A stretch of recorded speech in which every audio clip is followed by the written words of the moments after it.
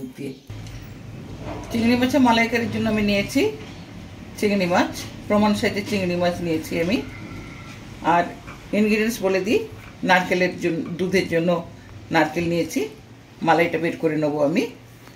Ingredients নিয়েছি পেঁয়াজ বাটা, আদা বাটা, রসুন বাটা, লঙ্কা বাটা, গোটা লঙ্কা ফোড়নের জন্য, জিরে ধনিয়া আছে, ছোটো এলাচের বাটা দেবো, গরম মশলা ইউজ করবো না, একটু চিনি, নুন, হলুদ আর সর্ষের তেল।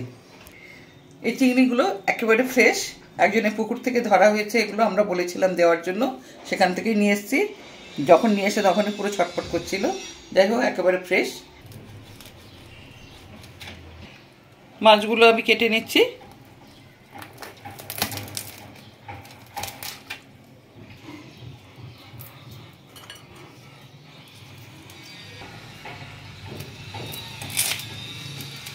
মধ্যে নোংরাটা এখানেই থাকে, এটা এইভাবে টেনে বের করে নিতে হয়। পুরো জলে ধুয়ে নিচ্ছি আমি, পেটগুলো একটু পরিষ্কার করে ধুয়ে দিচ্ছি। মাছটা তো আমি ধুয়ে পরিষ্কার করে নিয়েছি। এরপরে যে আমার স্টেপ, মাখিয়ে নেব। নারকেল থেকে এবার আমি দুধটা বের করে নেব। প্রথমে নারকেলগুলো আমি একটা পাত্রতে ঢেলে নিব। হাত দিয়ে কচলে কচলে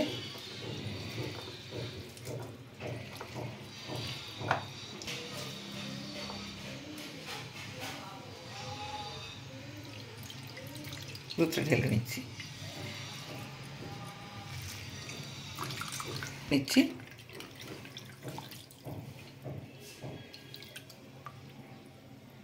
আমার গরম হয়ে গেছে, অল্প তেল দিয়ে আমি মাছটা সাঁতলে নেব।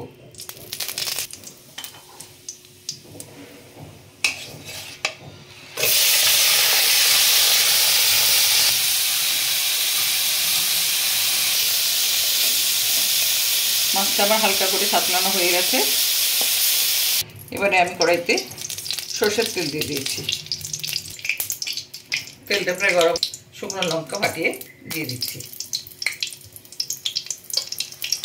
একটু হলুদ দিচ্ছি, মশলাটা যাতে না ছিটিয়ে আসে সেজন্য আমি প্রথমে দিচ্ছি পেঁয়াজ বাটা, এরপরে আমি দিচ্ছি আদা বাটা,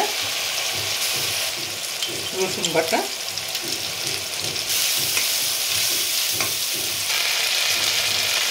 কাঁচা গন্ধটা চলে যায়।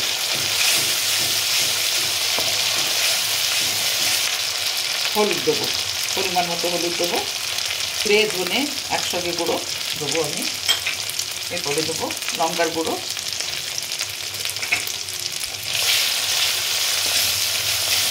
গ্যাসের ফ্লেমটা একটু কমিয়ে দেবো। এখানে একটা কথা বলি, পুকুরে যাদের চিংড়ি মাছ আছে হাতের কাছে অ্যাভেলেবল, বা কিনলেও যেখানে যে অবস্থাতেই কিনুন না কেন, আমি যে যে ইনগ্রিডিয়েন্টস দিয়েছি সবার বাড়িতে থাকে কম বেশি। এইভাবে বানিয়ে নেবেন, খুব ভালো লাগবে খেতে। অন্য নতুন স্বাদের একটা রেসিপি, খুব ভালো লাগবে। চিনি স্বাদ মতো। এরপরে আমি নুনটা দিয়ে দেবো। মাছে নুন আছে, তরকারিতে পরিমাণ মতো নুনটা দেবো। ভাজা হয়ে গেছে, পুরো তেল ছেড়ে দিয়েছে চারদিকে, কালারটা পুরো চেঞ্জ হয়ে গেছে। এরপরে জলটা দেবো, নারকেলের দুধ। আর কোনো এক্সট্রা জল আমি অ্যাড করবো না।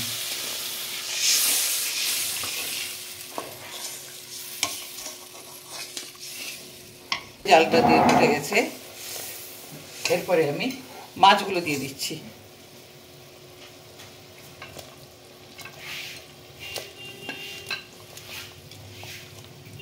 একবারে দিয়ে দিচ্ছি ছোট এলাচের বাটা।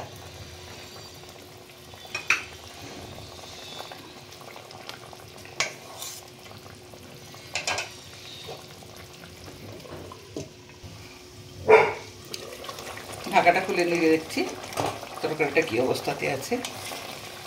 এখানে ধনে পাতা বা অন্য কিছু আমি অ্যাড করবো না, এর একটা নিজস্ব ফ্লেভার আছে।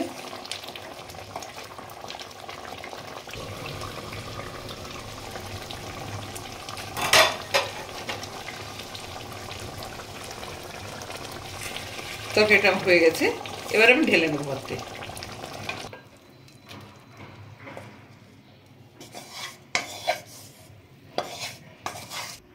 বন্ধুরা, আজকের আমার উপস্থাপনা ছিল নারকেল চিংড়ি বা চিংড়ির মালাইকারি।